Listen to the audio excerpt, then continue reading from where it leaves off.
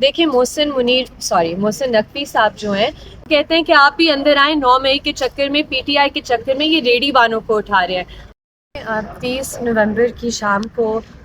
4 ریڑھی بانوں کو اٹھایا گیا، رمنا پولیس اسٹیشن میں رکھا گیا اور ان کی گرفتاری نہیں دکھائی گئی، انہیں صحن میں بٹھایا گیا۔ پوری رات ہم کال کرتے گئے، آئی جی کمپلینٹ سیل پہ بھی ہم نے کمپلینٹ درج کی، رمنا پولیس اسٹیشن میں کوئی بھی معلومات ان کے حوالے سے نہیں مل رہی تھی۔ اگلے دن یعنی اتوار کے دن 1 دسمبر کو جب ہم تھانے میں گئے تو یہ 2 جو ریڑھی باندھ تھے ادھر، انہیں صحن میں ہی بٹھایا تھا، ان کی گرفتاری رجسٹر میں نہیں ڈالی گئی تھی۔ اور جب ہم گئے تھے میجسٹریٹ صاحب کے سامنے تو انہوں نے جب تھانے میں چیک کیا تو پتہ چلا کہ ان 2 ریڑھی بانوں کو نامعلوم کے کھاتے میں ایک پرانے 9 مئی کے پرچے میں جو 2023 کا پرچہ ہے اس میں ڈالا گیا ہے۔ اور جب ہم نے تحقیقات کی تو ہمیں پتہ چلا کہ مصطفیٰ نامی اے ایس آئی ہے رمنا پولیس اسٹیشن کے، جو ان ریڑھی بانوں کے پاس جاتا ہے، ان سے مفت کا کھانا لیتا ہے، مفت کا جوس لیتا ہے اور پھر وہ پیسے نہیں دیتا، تو جب وہ پیسے مانگتے ہیں تو وہ کہتے ہیں کہ آپ بھی اندر آئیں، 9 مئی کے چکر میں، پی ٹی آئی کے چکر میں یہ ریڑھی بانوں کو اٹھا رہے ہیں۔ آج انہیں ریمانڈ کے لیے شاید پیش کریں گے ادھر،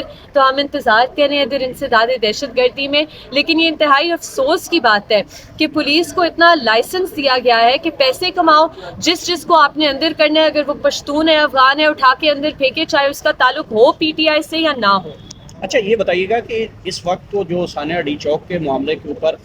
1 لاکھ کے قریب لوگوں کے اوپر مقدمہ درج ہوا ہے جس میں نامعلوم شامل ہیں، تو یہ تو اس طرح ریڑھی بانوں سے، دکانداروں سے، موٹر سائیکل سے، بائکیا سے، اسٹوڈنٹ پہ ہر بندہ اٹھا لیں گے، اس میں اسی کیس میں ڈال دیں گے۔ دیکھیں محسن نقوی صاحب جو ہیں انہوں نے یہ آگے سے